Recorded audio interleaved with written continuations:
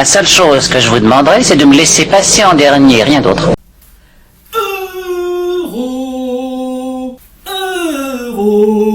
Euro 1992. C'est-à-dire? Salut les gens, c'est Vince. Alors aujourd'hui, nouvelle vidéo consacrée à un événement sportif.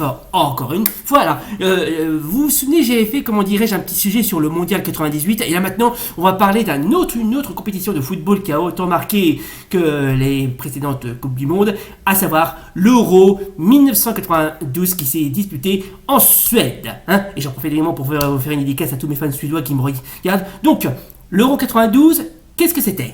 Donc, l'Euro 92, aussi appelé Championnat d'Europe de football de l'année 1992, est la 9e édition de Championnat d'Europe de football, compétition organisée par l'UEFA et dont la phase finale qui se déroule en Suède du 10 au 26 juin 1992 concerne 8 équipes. Oui, parce qu'à cette époque-là, il y avait 8 équipes. Hein. Alors, le Danemark remporte le titre en battant l'Allemagne en finale sur le score de 2-0. Ça aussi, on en parlera. Cette édition est la dernière à utiliser le barème de la victoire 2 points, la victoire à 3 points apparaissant à partir de la Coupe du Monde 1994. Bon, alors j'ai pas besoin de vous préciser que comment dirais-je, les matchs sont déroulés sur diverses villes de Suède. Les plus populaires restent Göteborg, Solna, Malmö et Norrköping. Bon, alors donc la phase finale organisée en Suède entre le 10 juin et le 26 juin 1992 réunit 8 nations, à l'exception de celle de la Suède qualifiée d'office. Toutes les équipes ont disputé la phase préliminaire. Oui, parce que quand vous organisez, comment dirais-je, une compétition sportive, vous êtes qualifié d'office puisque vous organisez vous-même la compétition. Ce dit au passant, cette édition est la dernière durant laquelle un gardien de but peut prendre le ballon de la main sur une passe en retrait volontaire d'un joueur et de son équipe. L'interdiction de faite au gardien dans ce type en cas rentrera en vigueur juste après cette compétition. Ok, donc je vais continuer, comment dirais-je, vous faire un petit point historique. Alors, le Danemark remporte le tournoi auquel il ne devait pas initialement participer. En effet, l'équipe du Danemark est repêchée peu de temps avant le début de la compétition pour remplacer celle de la Yougoslavie et exclue pour cause de guerre civile et d'embargo qui l'avait devancé d'un point au classement de le groupe 4 et de la phase éliminatoire.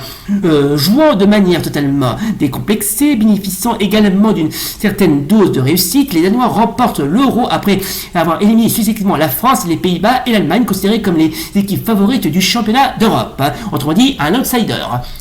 Ce résultat a acquis en l'absence de Michael Laudrup qui avait décliné la sélection en raison d'un différend avec le sélectionneur.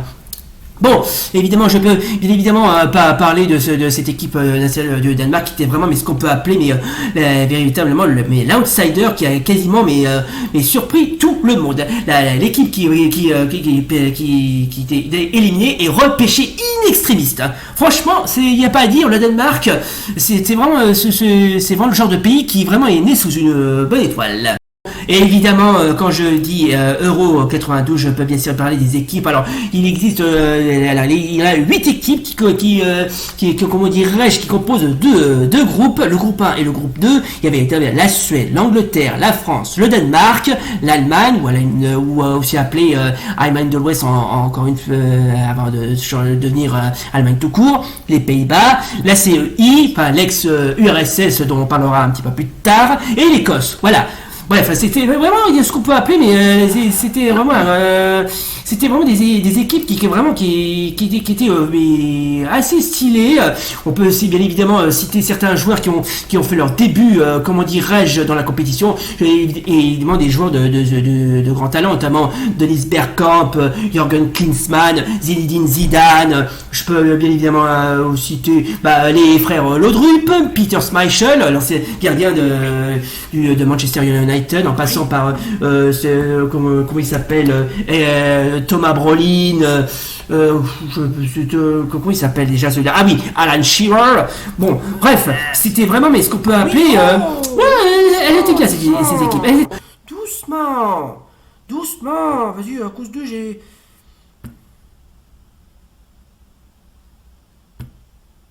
Oui, d'accord, je vois.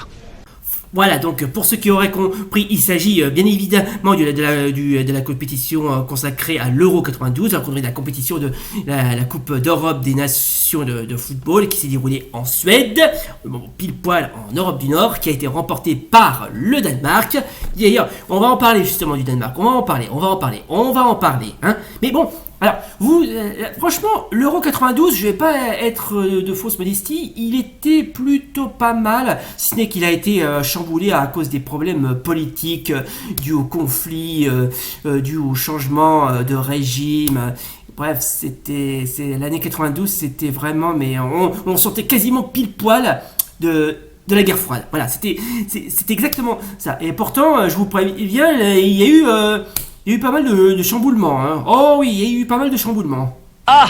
Faut dire que, quand je viens de vous dire, l'Euro 92 a été vraiment ce qu'on peut appeler un putain de chamboulement. Hein, entre la Yougoslavie qui était obligée, qui malencontreusement qui s'est qualifiée, mais qui a été obligée de comment dirais-je, qui a été disqualifié en raison de la guerre, ce qui est donc le Danemark réussit à être repêché in extremis et qui remporta l'Euro 92, ce qui fut la plus grande surprise de l'année. Hein. Ensuite, si je vous cite une autre équipe qui a eu une autre équipe nationale qui s'est qualifiée et qui a eu un immense chamboulement, comment dirais-je, géopolitique, c'est bien évidemment l'URSS, qui ne s'appelle plus l'URSS, mais plutôt la CEI, la Communauté des États indépendants. Donc, pour ceux qui veulent se demander c'est quoi la CEI, je vais quand même vous l'expliquer et le résumer de manière très rapide.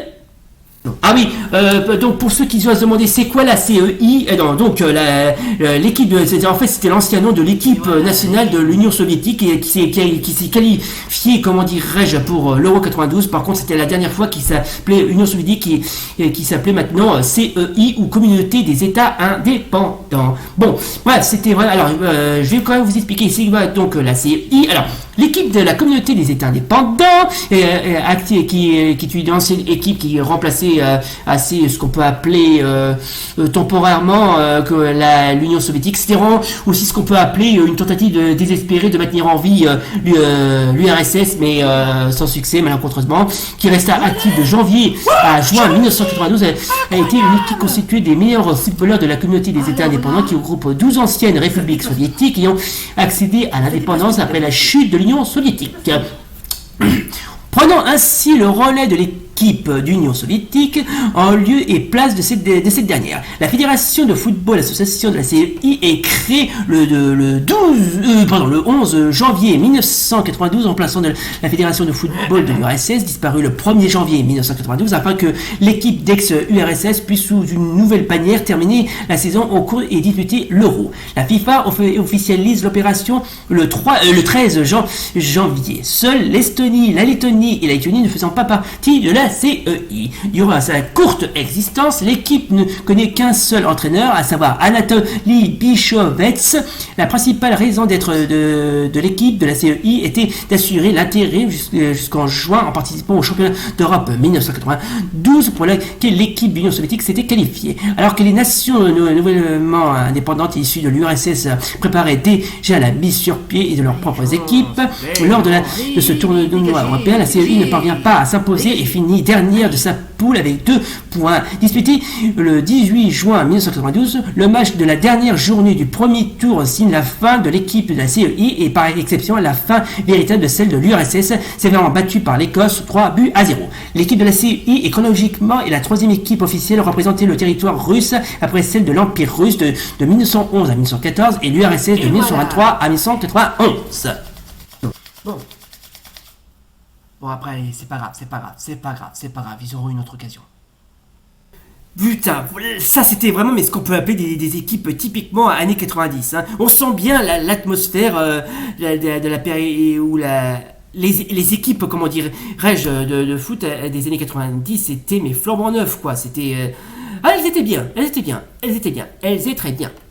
vraiment très très bien.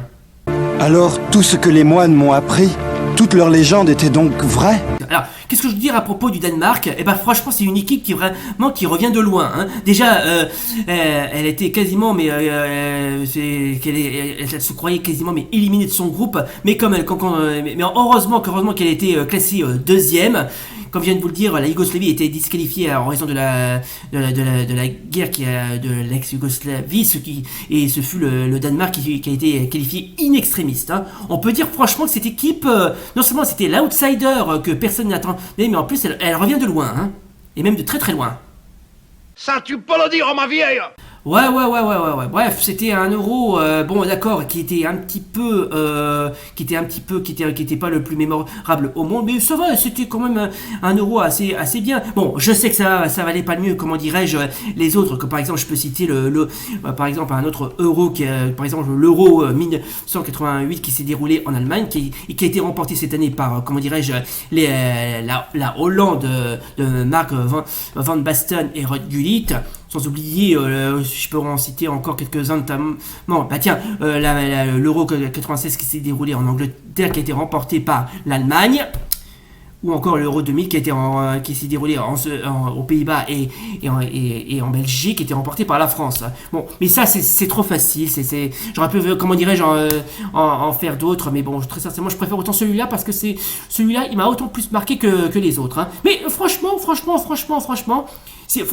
c'était un euro plutôt pas mal. D'ailleurs, si vous voulez voir, comment dirais-je, certains matchs, et notamment la fameuse finale qui oppose l'Allemagne de l'Ouest, la République fédérale allemande et le Danemark, pas de problème, je vous le trouverai et je vous le mettrai en bas de la description, comme ça vous pourrez savourer ce moment, à quel point cet euro était, bon d'accord, qui était pas le plus parfait au monde, mais qui était vachement bien, mais vachement trop bien.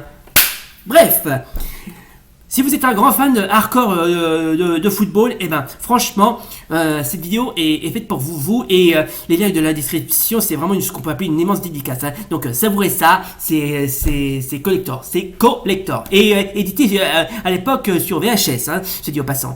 Voilà mesdames et messieurs, ça sera tout pour aujourd'hui. C'était donc notre vidéo spéciale sur l'Euro 92 qui s'est déroulé en Suède. Dédicace encore à tous mes fans suédois qui me regardent, ainsi que les autres membres de la Scandinavie. Si ça vous a plu, suivez comme d'hab, n'oubliez pas le pouce bleu et l'abonnement. Et d'ici là, salut. Enfin, c'est fini maintenant. Oh, et puis tant que j'y pense, j'aimerais dédier ce cadeau exclusif à tous